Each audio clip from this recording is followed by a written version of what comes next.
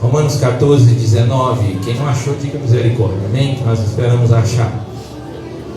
Vai dizer assim: glória a Deus, aleluia. Sigamos, pois, as coisas que servem para o quê? Para a paz e para a edificação de uns para com os outros. Amém? Fecha teus olhos. Deus, nesta noite eu quero pedir ao Senhor que fala conosco, que a Tua palavra, Deus, nos renova, Pai, que nós aprendamos nessa noite com o Senhor. Fica conosco neste lugar, ministra em nosso coração, Pai, tampa nossos ouvidos carnais e abre nossos ouvidos espirituais nesta noite, para poder, Pai amado, enchermos do Teu Espírito Santo, da Tua unção sobre a nossa vida. Pai, que o Senhor possa falar conosco em nome de Jesus. Pai, eu quebro todo jugo nesta noite em nome de Jesus. Pai, em nome do Senhor, jogo por terra todo o mal, Pai, nesta noite, ó Pai, todo impedimento, todo embaraço, toda falta de entendimento, Pai, joga por terra, traz para a nossa vida nessa noite o entendimento, ó Pai, discernimento, ó Pai, em nome de Jesus, e que a Tua palavra seja alimento para a nossa vida. Pai, coloca os anjos específicos, ó Pai, para ações específicas nessa noite, ó Pai, dentro dessa igreja e fora dela, em nome de Jesus. Pai, eu creio e te dou graça, hoje e sempre, só quem crê dá graças a Deus nessa noite, e pode sentar no teu lugar, em nome de Jesus. Quero pedir muito a tua atenção nesta noite, amém? Há muitos barulhos estranhos e nós temos que ficar muito atentos, amém? Para ouvirmos a palavra do Senhor. Glória a Deus, aleluia. Nós lemos aqui em Romanos capítulo 14, versículo 19, aonde a palavra de Deus ela começa dizendo assim: sigamos, pois, as coisas que servem para a paz e para a edificação de uns para com os outros. Eu quero falar nessa noite a respeito de relacionamento, porque nós estamos também num culto de Santa Ceia, amém? Fala assim comigo: relacionamento. O que é? Não precisa falar mais nada, amém? Nós vamos entender um pouquinho sobre relacionamento nesta noite, porque o relacionamento ele é algo importante para nós podermos crescermos na graça e no conhecimento. E quando a gente perde essa essência de relacionamento, significa que nós começamos a ganhar uma essência de isolamento. E isolamento é aquele momento que nós ficamos só e deixamos então de evoluir, de aprender e até mesmo de dialogar. Então relacionamento é a parte essencial para que um cristão possa desenvolver a sua fé, para que um cristão possa desenvolver ali na presença do Senhor. E não dá para servir a Deus se nós não entendermos o que é o relacionamento nesta noite. E um relacionamento que eu quero nesta noite te apresentar é algo, amém, que nós há muito tempo atrás, infelizmente, nós viemos a perder ele no nosso meio, na nossa vida. Que dia que nós perdemos o relacionamento foi quando Adão tinha o privilégio de relacionar com Deus no jardim do Éden, andar, amém, ali com ele, lado a lado, conversar com ele, trocar as ideias com Deus, porque a Bíblia diz que Deus vinha e caminhava com Adão tanto no nascer quanto no pôr do sol. Então Deus vinha de manhã e vinha à tarde conversar com Adão lá no jardim, e lá no jardim eles tinham relacionamento. Relacionamento é quando eu tenho proximidade, é quando eu compreendo a outra pessoa, é quando eu entendo a outra pessoa e ela me entende, é quando eu respeito a opinião da outra pessoa e ela me respeita, é quando eu apoio ela em coisas que vai trazer paz para a vida dela e ela me apoia em coisas que vai trazer paz para a minha vida, é quando eu compreendo que as coisas boas edificam ela e ela entende que as coisas boas me edificam. Foi o que eu li aqui no livro de Romanos, que nós precisamos o quê? Sigamos, pois, as coisas que servem para a paz e para a edificação de uns para com os outros. Às vezes nós achamos que aquilo que é bom para nós é bom para outra pessoa. Em vez da gente compreender a outra pessoa, nós queremos que ela faça o que nós estamos fazendo. E muitas das vezes é o primeiro ato de erro na nossa vida. Vira para o seu irmão e fala assim: o primeiro erro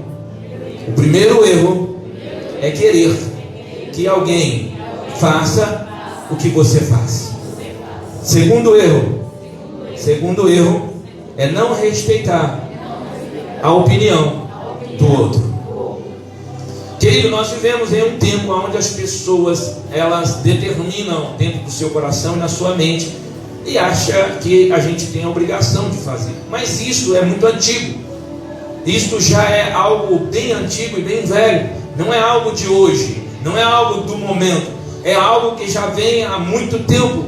E nós percebemos que lá no início, no Jardim do Éden, já aconteceu isso. Muitas das vezes a gente não precisa forçar as pessoas a fazerem. Muitas das vezes é só dizer para ela fazer, ela faz. Porque muitas das vezes ela está carente, ela está necessitando de algo. E aquilo que você fez significa que aquilo que não te matou pode te dar vida. E muitas das vezes não significa que aquilo que te deixa vivo, aquilo que te deixa vivo, está te deixando você ter vida. Tem muitas pessoas que estão vivas e não vivem uma vida. Quantas pessoas estão vivas e não vivem uma vida? Por quê? Porque não está respeitando os limites os quais Deus nos proporcionou. Então no livro de Timóteo, 1 Timóteo, a partir do capítulo 5, a partir do versículo 1, vai falar com nós sobre o comportamento dos servos de Deus. Lá, eu nem quero ler com você, se você quiser anotar, se você quiser lembrar ou marcar na sua Bíblia. 1 Timóteo capítulo 5, a partir do versículo 1, vai falar sobre o comportamento, os comportamentos dos servos de Deus. E ali todo o processo, todos os passos que ele precisa para relacionar com as pessoas e respeitar as pessoas. E é interessante como que Timóteo ele descreve isso tão lindamente, tão claro para nós. E muitas das vezes eu sou pastor, quero que todo mundo se torne pastor. Eu sou missionário, eu quero que todo mundo se torne missionário. Às vezes eu sou ali diácono, quero que todo mundo vire diácono. Eu não sou nada e eu quero que ninguém seja nada também. Nós somos influenciadores, infelizmente, ou felizmente, né? Em alguns momentos é felizmente que nós somos influenciadores, em alguns momentos infelizmente, porque nós influenciamos para coisas más. Mas o que nós lemos atrás aqui nos traz a um alerta para que nós possamos influenciar as pessoas naquilo que traz paz para ela, naquilo que traz edificação para a vida dela e principalmente na comunhão com o irmão. Quantas igrejas não têm comunhão com a outra? Quantos irmãos passam um pelos outros e abaixam a cabeça e não dão um bom dia, uma boa tarde? Por quê? Porque é de ministérios diferentes, parece que serve Deus diferente. Parece que a fonte da unção que está sobre ele não é a mesma fonte de unção que está sobre a vida do outro. Querido, nós servimos o único Deus que crê nessa noite. Amém? Se há outro, já caiu por terra em nome de Jesus. Amém? E ele chama Jesus de Nazaré, ele chama Deus poderoso, Deus forte. Amém? Jeová, nosso Deus, aquele que está cuidando de nós. Os primeiros passos para nós começarmos a relacionar, a ter uma proximidade com Deus, a ficar próximo de Deus, eu quero falar aqui sobre 4 pontos importantes para nós. O primeiro deles é a vigilância, logicamente, só que a vigilância ela vem ligada em um outro ponto, que é a oração, que a Bíblia vai dizer assim, vigiar e orar. Então a vigilância ela vem trazendo com ela a oração. O crente que não ora, o crente que não fala com Deus, o crente que não conversa com Deus, ou o ser humano em si que não fala com Deus, que não conversa com Deus, ele perde a essência, ele perde a inteligência, ele fica reduzido, ele não progride, ele não anda, ele não caminha corretamente, ele cria dentro dele um vazio, porque a única forma de nós termos preenchimentos em áreas da nossa vida é através do nosso diálogo com Deus. Por quê, pastor? Porque aí ele vai saber o que realmente nós estamos precisando. Como que um pai vai dar algo para o filho se o filho não expressa o que quer? Como que o filho vai aprender se ele tem direito ou não, se ele nunca perguntou, se ele nunca quis saber? Nós vivemos um tempo que as pessoas preferem não saber a verdade, porque se ela souber a verdade, ela vai ser liberta. Porque a palavra ela liberta. Conhecereis a verdade vos libertará. E às vezes nós preferimos fugir da verdade e não encarar a verdade. Como que eu fujo de uma verdade? É quando eu deixo de ter relacionamento com Deus, porque Deus ele é verdadeiro. Quem está entendendo aqui nessa noite? O crente que não ora é um crente que está fugindo da verdade e não quer libertação na sua vida. É um crente que começa a perder a essência do diálogo com Deus, do relacionamento com Deus. A oração e a nossa comunhão com Deus é uma oportunidade que Deus nos dá de aproximar dele, de estar mais próximo. O segundo passo é a leitura da palavra, da Bíblia. Para você ter uma ideia que isso é tão importante que nós vamos chegar a um tempo que a gente não vai ter essa Bíblia original nossa, que realmente é a verdadeira, é a que fala a verdade. Nós já temos vários exemplares de outras Bíblias relacionadas a ideias e sentimentos, né, que as pessoas vivem no dia a dia e que é implantado na cabeça da outra pessoa, contradizendo a verdade. ocultando a verdade. Vai chegar um momento que essa verdade, essa que nos leva a aproximar de Deus, você não vai ter ela. Então o segundo passo é você orar ao Senhor, porque através da oração Deus vai começar a direcionar você. Por que ler a Bíblia? Porque a Bíblia será a bússola que vai te aproximar de Deus com os conhecimentos e com os fatos originados do céu, aqueles que aconteceu, aqueles que nos fazem impulsionar a nossa fé para o acontecimento de hoje. Quem está entendendo aqui? Então a Bíblia, ela vai nos impulsionar a nossa fé, ela vai impulsionar com aquilo que aconteceu, para que hoje nós possamos vivenciar isso na nossa vida e fazer acontecer. Por que muitas coisas não estão acontecendo? Porque a falta da leitura da palavra não nos permite ter o conhecimento necessário para a manifestação do poder de Deus no nosso meio. Tem pessoas que decoram música no piscar de olho, mas não decoram o versículo da palavra de Deus. Não decora uma letra da palavra do Senhor. É necessário que nós aprendamos algo, não precisa de muito. Mesmo que você aprenda algo pequeno, mesmo que você aprenda algo simples, mas se for relacionado à palavra de Deus, vai trazer mudança para a sua vida. Quem está entendendo aqui nessa noite? Então o primeiro passo é a oração. O segundo passo, a leitura da palavra. A gente tem aprendido muito com isso, né, amor? Porque a leitura da palavra, ela vai nos transformando, ela vai nos mudando. E nos últimos tempos a gente tem gostado tanto disso, porque a gente passa a gostar. Aquilo que nos dava sono agora parece que faz falta para a gente. Parece que é um alimento que, se não tiver presente de dia, nos momentos da tarde, da manhã, no café da manhã, quando acorda, parece que está faltando algo. Se eu acordar e não pegar ali pelo menos 2, 3 versículos da palavra de Deus e meditar, parece que faltou algo durante o dia. Parece que está faltando algo. Pode acontecer um dia maravilhoso, como disse todos, né? Meu dia hoje foi bom demais, mas se não teve a palavra, para mim, faltou tudo. Faltou tudo, porque faltou o meu diálogo com Deus, faltou eu ouvir o que Deus tem para mim. Muitas das vezes a gente ora, mas não vai para a palavra. A gente não vai para a palavra. E a falta de ir para a palavra, nós ficamos sem respostas. Porque a palavra de Deus é a resposta que nós precisamos para a nossa oração. Quem sabia aqui? Fala assim com o irmão que está do teu lado. A palavra de Deus é a resposta das suas orações. Se você não medita na palavra, você não tem a resposta. Quem está entendendo a palavra aqui nessa noite? Até aqui vocês estão comigo? O terceiro passo é a verdade. Eu não posso pegar a palavra de Deus e ler uma história, e pegar aquela história e transformar ela numa história que eu quero e não que ela é. Significa eu começar a tirar partes da palavra de Deus que são boas para mim, mas a parte que me corrige eu não quero para a minha vida. Então eu deixo no cantinho. Quem aqui, meu querido, eu vou perguntar aqui, né, não sei se você levantar a mão, mas eu acredito que alguns aqui já viveram isso, porque eu já vivi isso várias vezes. Eu tinha uma caixinha de promessa. Quem aqui já teve caixinha de promessa? Ou já tem, né, algum versículo que sai aí de alguma maneira? Alguém tem? Então é interessante, porque às vezes a gente pega a caixinha de promessa e tira um versículo, e quando o versículo ele vem, ele te dá uma borrachada, você vai lá e coloca ele lá quietinho e tira de novo. Quem já fez isso aqui? Eu já fiz. Aí aquele negócio veio e falou assim: o pessoal lá do pecado é a morte. Eu falei: morrer logo hoje? Não, deixa ele quieto aqui, vamos lá de novo. Né? Deus vai te descer a sepultura. Aí fala assim: meu Deus do céu, esse versículo não é comigo, não, eu quero aquilo lá. Né? Você vai prosperar no dia de hoje, o Senhor é teu pastor e nada lhe faltará. São versículos lindos, né? Esse é um versículo que edifica. Aí sai lá, medita na lei do Senhor de dia e de noite. Opa, eu durmo, não é para mim, isso aqui não é para mim. Aí sai lá falando sobre José, né? Ah, mas José. Aí sai lá falando sobre Arão. Ah, não, essa genealogia eu não entendo nada. E a gente deixa lá, a gente pega só aquilo que nós queremos que seja identificado com a nossa necessidade.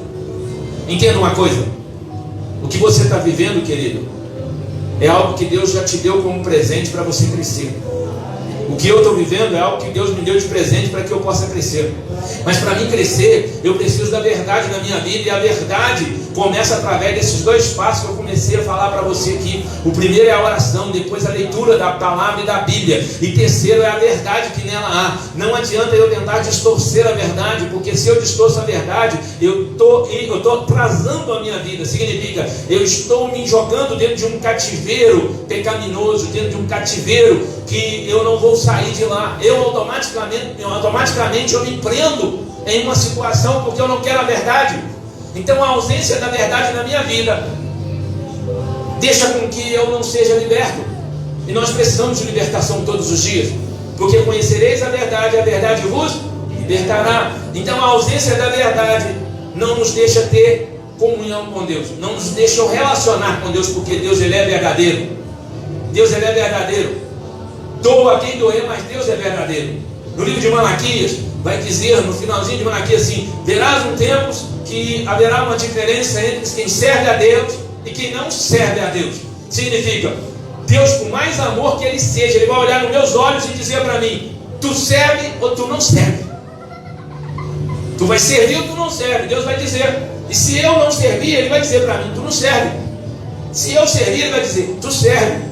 E virá um tempo mais duro ainda, que Ele vai nos separar para o reino de Deus, que Ele vai dizer para nós: apartai-vos de mim, maldito, porque eu não vos conheço. Significa, faltou o que, igreja? Relacionamento com Deus.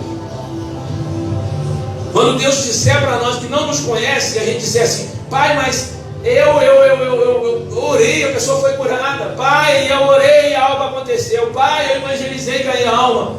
Querido, tudo disso que você e eu fizer é em nome de Jesus e é para Jesus, não é para nós. Nós temos que começar a fazer para nós. Fala assim: eu preciso fazer para mim. Bate no seu peito assim, eu preciso fazer para mim.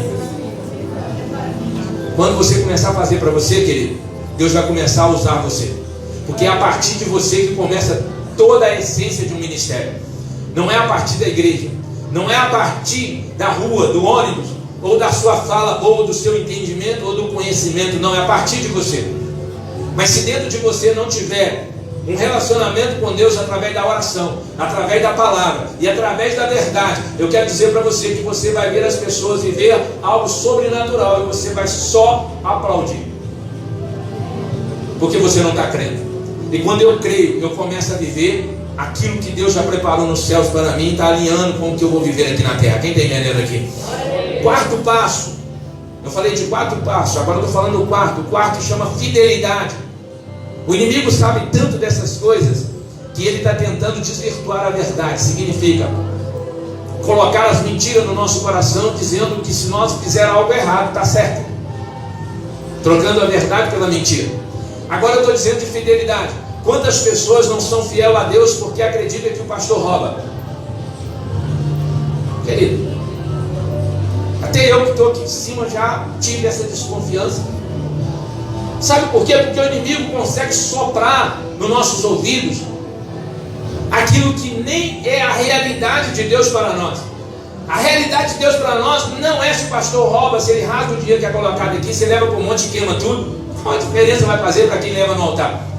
Porque o que você leva no altar não é mais teu, já é de Deus. Então você não está preocupado com a finalidade daquilo. Você está preocupado com a sua atitude, que é a primícia diante de Deus. Fala assim comigo: eu sou a primícia, e o que sai de mim é para Deus, porque Ele me deu o primeiro.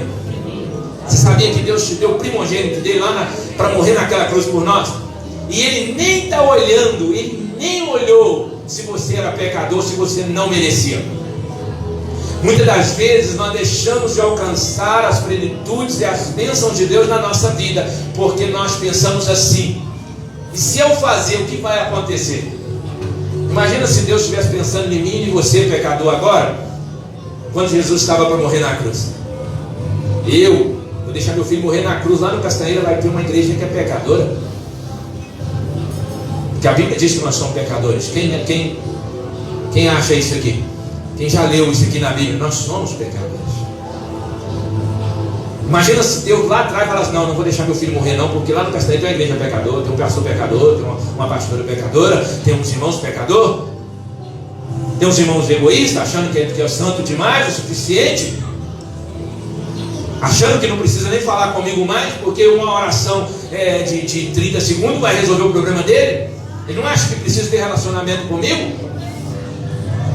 Você não acha que Deus olhou lá atrás e vendo aqui na frente o que nós estaríamos sentados aqui tentando ouvir a palavra de Deus, e o Satanás tentando nos impedir? Ele estava lá atrás vendo o que está acontecendo agora.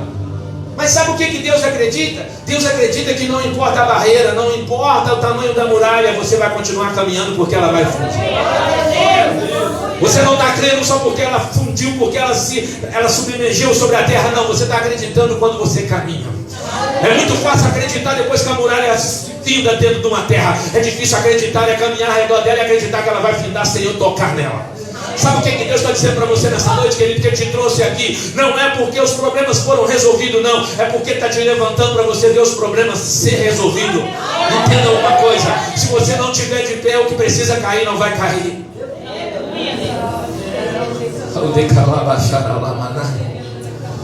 Primeiro, oração. Segundo, leitura bíblica. Terceiro, verdade. Quarto, fidelidade. E quando você não está sendo fiel, as muralhas não se firmam. Muitas das vezes os que estão do lado de fora estão mais presos do que o que está do lado de dentro. O povo de Deus era livre, eles estavam do lado de fora, mas temia o povo que estava do lado de dentro. Deus falou assim: para vocês vencerem uma guerra, tem que estar no mesmo nível. Eu vou pôr esse na liberdade também. Entenda uma coisa: você está numa guerra, querido. Nós estamos numa batalha. Não acha que o teu inimigo, Deus vai prender ele, não. Deus, uma hora, ele vinda das muralhas e deixa o teu inimigo ficar exposto para você vencer. Mas para você vencer, você precisa estar de pé. Você precisa estar na tua rota profética. Você precisa estar ouvindo a voz do Espírito Santo e a voz de Deus. E para ouvir a voz de Deus, sem relacionamento com Deus, não tem como. Tem pessoas que querem que Deus faz, mas não ouvem a voz de Deus. Não tem relacionamento com Deus. No livro de Tiago, capítulo 4, versículo 8, abra comigo. Deus, Ele é querido, Ele é lindo, Ele é maravilhoso. Deus é tudo de bom para nós. Eu amo esse Deus. Livro de Tiago, capítulo 4, versículo 8, vai dizer assim: olha para você ver, querido. Aproxima-se de Deus e Ele aproximará de vocês. Pecadores, limpe as mãos e faz que tem, e vocês que têm a mente dividida, purificai o coração. Aproxima-se de Deus e Ele aproximará de vocês. Pecadores, limpa as mãos, e vocês que têm a mente dividida, purifique o coração. Querido, isso é muito forte. Olha o que Deus está dizendo aqui. Preste atenção para você ter uma ideia. Olha o que Deus está dizendo. Deus está dizendo: se você aproximar dele, Ele vai aproximar. Quer ter relacionamento com Deus? Aproxima dele. A única coisa que nos faz separação entre nós e Deus é o pecado. O pecado nos separa de Deus. O pecado nos afasta de Deus. Mas a verdade nos une a Deus. Então Ele está dizendo aqui: se nós aproximarmos dele, Ele aproximará de cada um de nós. E Ele está dizendo para mim, Ele está dizendo para vocês, Ele está dizendo para mais pessoas. Ele está dizendo, não é para mim, pastor, Ele está dizendo para nós. Ele está dizendo que vai aproximar de nós, se nós aproximar dele. Agora é muito interessante que Ele está dizendo assim: pecadores. É Deus dizendo, não sou eu que estou dizendo. Deus está dizendo: pecadores, limpe as mãos. Significa, tem pessoas que não estão com as mãos limpas. Eu falei de fidelidade. Muitas das vezes a gente traz a nossa fidelidade no altar, mas as nossas mãos estão sujas. Porque se o meu corpo está sujo, se uma parte do meu corpo está sujo, todo o meu corpo está sujo. É mandamento. Se eu pecar num mandamento, todos os mandamentos. Se eu tropeçar num, todos os outros já eram. Eu preciso estar em perfeitas condições diante de Deus. Eu falei de oração. Quantas pessoas vêm para a igreja, mas não conseguem orar, não conseguem dar um glória, não conseguem falar: Jesus, eu te amo demais, eu estou aqui, realmente eu não consigo, pai. Quantas pessoas vêm para a igreja e não conseguem ler um versículo bíblico? Ou muitas das vezes você lê tudo que eu falo aqui, você acompanha, chega em casa e nem lembra o versículo que leu. Pastor, por que isso acontece? Tiago está dizendo isso aqui. E vocês que têm a mente dividida. O que é uma mente dividida? Tem pessoas que estão aqui nessa noite, mas a cabeça dele está no trabalho amanhã. A cabeça dele está lá na casa dele, num problema que ele tem para resolver ou não resolveu durante o dia. A cabeça dele às vezes está numa pia cheia de vasilha que ele vai limpar. A cabeça dele está de alguma maneira envolvida em outra situação que não é esse momento agora. Ele está só aqui, mas nem de alma e nem de espírito ele está aqui, só está o corpo dele aqui. E ele vai sair daqui pior do que ele entrou, porque ele não está aqui, ele nunca esteve aqui, só o corpo dele. Quem está entendendo aqui? Fala para o irmão que está do teu lado assim: tu estás aqui, estou te vendo. Amém? Querido, você não pode vir aqui para a igreja com a mente dividida. Isso é uma das coisas, e é das mais graves, porque quando você vem para a igreja com a mente dividida, que você entra aqui e está assim: eu não sei se eu absorvo o que Deus está falando, ou se eu continuo pensando em resolver um problema. Enquanto você está com a mente dividida, Deus está esperando você tomar decisão e posicionar. Tem pessoas que ficam 40 anos na igreja com a mente dividida. Aí vem para a igreja, está com a mente dividida. O que divide mais a mente do ser humano, muitas das vezes? Eu conheci alguns irmãos que já me contaram e me confessaram situações que eu também já vivi igual. Principalmente os pais, mães, casados, pessoas, né? Vou falar os solteiros, que os solteiros já pensam mais mesmo. A mente é dividida em algumas partes maiores. Mas os casados têm algumas divisões que prendem mais. Eu, falando de mim, há muitos anos atrás, eu já entrei aqui na igreja para participar de culto e para ministrar a palavra pensando em separar da minha esposa. E as pessoas recebiam o milagre porque não era eu, era Deus. Mas eu saí daqui pior do que entrei, porque eu estava com a mente dividida. Eu já entrei aqui porque minha filha ou meu filho tinha me tirado da paciência, e minha mente estava pensando assim: quando eu chegar em casa eu vou quebrar esse menino, vou quebrar esse menino, vou quebrar essa menina, eu vou bater, mas vou bater. O problema é que a mente dividida, ela só serve para te atrasar, porque eu chegava em casa e dava beijo e abraço e não batia. Me atrapalhou o meu culto, porque eu dividia a minha mente. Quando chegou em casa eu podia ter assistido o culto, esquecido todo o problema e focado. Se você focar agora, Deus está curando, Deus está libertando, Deus está abrindo porta, Deus está trazendo prosperidade para a sua vida, Deus está salvando a tua família, porque você não se divide. Deus, Ele não divide a glória dele com ninguém, querido. Aí a gente vai para a igreja e quer que a glória de Deus se manifesta, mas a minha mente está dividida. E se Deus não divide a glória dele com ninguém, Ele não vai deixar você nem sentir a presença. Mas quando a minha mente é uma mente focada no reino de Deus, a glória de Deus se manifesta. Eu estou sentindo a presença de Deus aqui nessa noite. Eu estou sentindo Deus curando a família aqui nessa noite. Eu estou sentindo Deus curando aqui nessa noite. E Ele diz assim: purifique o coração. Tem vezes que o nosso coração está machucado. Tem vezes que a gente vem para a igreja para Deus curar o coração da gente, sim ou não? Mas aí a mente está dividida. Aí o pecado, a gente já é pecador, Deus está dizendo pecadores, né? O pecado já está, Deus já falou que nós estamos pecando. Aí depois Deus fala: minha mente está dividida, agora eu tenho um coração que está machucado e precisa de cura. Nós dizemos um tempo, querido, que a maior enfermidade que existe nos países é coração machucado. Coração machucado. Mente dividida e coração machucado. E muitas das vezes, na falta da dúvida, é melhor você procurar Deus e focar no que Deus vai te direcionar para fazer. Porque Deus é a cura que você precisa para o teu coração. A gente tem vivido uma experiência que ninguém que está machucado pode curar alguém. Ninguém que está doente pode curar. Você nunca viu um cego guiar o outro, um doente curar o outro? Alguém já viu? É difícil um doente curar o outro. É difícil um cego guiar o outro.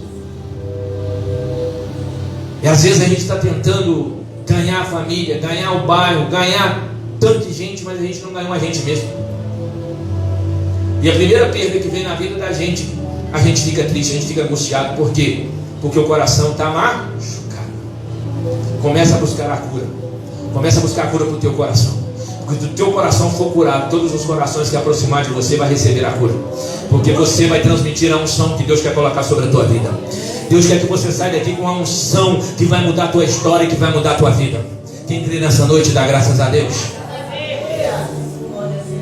Eu quero falar 4 coisas aqui que é relacionado àquilo que nos afasta, que não deixa nos aproximar de Deus, que nós já conhecemos. Uma, eu já até falei aqui no livro de Tiago 4:8. Um é o pecado.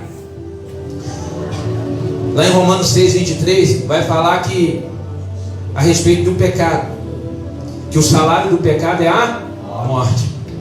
Então o pecado é algo muito forte. Porque a primeira coisa que Deus está dizendo no livro de Tiago é que nós somos pecadores. Então significa que o nosso merecimento é o quê? A morte. Mas toda pessoa que não morre para si mesma e não vive para Cristo, ela não vai achar a verdadeira felicidade. Porque Paulo diz assim: eu não vivo mais eu, mas Cristo vive. É preciso nós morrermos para esse mundo e viver para Cristo. Morremos para esse mundo e viver para Cristo. Tem pessoas que acham que suicidar vai resolver o problema dele, mas ele não quer abrir mão do pecado. Ele prefere morrer no suicídio do que abrir mão do pecado. Ele prefere se matar do que pedir perdão e abrir mão do pecado. Entenda uma coisa: não é assim que funciona o reino de Deus. O reino de Deus, ele nos ensina a nós morremos para o mundo, morremos para o pecado, morremos para o erro, morremos para a mentira, para aí então nós vivemos para Cristo. Porque quem está em Cristo, nova criatura é. E aí ele tem vida e vida com abundância. Segundo passo, atitude. Filipenses 4:8-9 vai falar a respeito de atitude.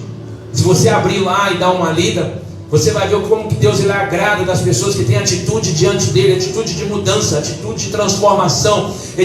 Atitude muda a história. Tem pessoas que vêm para a igreja, mas não tem atitude de varrer uma igreja, não tem atitude de pegar uma água para o pastor, eu falo pastor, né? Mas pode pegar uma água para algum irmão que estiver aqui na frente, não tem atitude para levantar para o outro sentar se estiver faltando cadeira. Graças a Deus hoje ainda não está faltando, né? Mas vai faltar, já estou ensinando você. Se faltar, vocês levantam e deixam alguém sentar. E isso é processo, amém? Quem não tem atitude morre na praia. Quantas pessoas vai para a praia, senta na beirada da praia e volta da praia e fala assim: mas você andou na praia, eu tive medo. Eu vi todo mundo a onda batendo e machucando lá, a pessoa saindo de lá, toda arranhada, não fui não. É perigoso. Quem já conhece pessoas que já fez isso? Eu conheço pessoas que fez isso. Mas o dia que ela tem uma atitude, uma coragem, entra lá, não quer sair de lá mais. Aquele negócio bate, machuca ela, volta de novo. Quem já foi na praia aqui? Quem já rolou na areia e tomou cepada de onda aí? E quem voltou de novo depois? Eu voltei de novo. A gente volta de novo. Por quê? Porque é gostoso. E olha que a água é salgada. O negócio não é bom. Mas o que falta? A atitude. A atitude, ela te mostra o que é bom, o que é ruim para a sua vida. A falta de atitude não te deixa você progredir, não te deixa você caminhar, não te deixa você andar. Então a partir de hoje, comece a ter atitude na sua vida. Tem pessoas que chegam em casa e falam assim: eu queria fazer isso aqui, varrer essa casa, amanhã eu varro. Aí vai trabalhar, volta, depois de amanhã eu volto porque eu estou cansado. Aí chega no sábado, não limpa a casa. Não conseguiu fazer. Acorda de manhã e fala assim: eu queria orar. Aí não ora, mas também não arruma a cama, também faz nada e vai embora. Só, fica tudo bagunçado. Querida, atitude, ela faz com que você não só limpa a tua alma, o teu espírito, mas que o seu ambiente, a atmosfera fica agradável, fica gostosa diante de você. A atitude, ela muda a nossa história. Eu tenho aprendido nos últimos tempos que a atitude, a gente precisa ter atitude. A atitude não é baseada naquilo que você gosta, mas naquilo que tem que ser feito. Mesmo que a gente não gosta de fazer, a gente precisa fazer. Isso é atitude. Eu não gosto de orar, começa a ter atitude de orar. Eu não gosto de ler Bíblia, começa a ter atitude. Eu não gosto de dar dízimo nem oferta, começa a ter atitude de trazer 10 centavos e colocar aqui. De 10 centavos você vai passar a dar 10 milhões. Quem crê, dá glória a Deus. Se eu não tiver atitude de quebrar as barreiras que estão me atrasando na minha vida, eu vou continuar da forma que estou, estagnado. Estagnado. Sabe o que Deus está dizendo para você nessa noite? Acorda, acorda, levanta, tem ânimo, porque Ele te chamou para uma proposta muito maior, amém? Nós falamos no livro sobre a mente, né? Nós falamos sobre a mente quando nós estávamos lendo no livro de Romanos 14:19, mas lá no livro também de Romanos 12:2 vai falar sobre a renovação da mente. Nós precisamos renovar a nossa mente. Significa o quê? Como que eu renovo a minha mente se eu sempre estou usando as mesmas coisas velhas?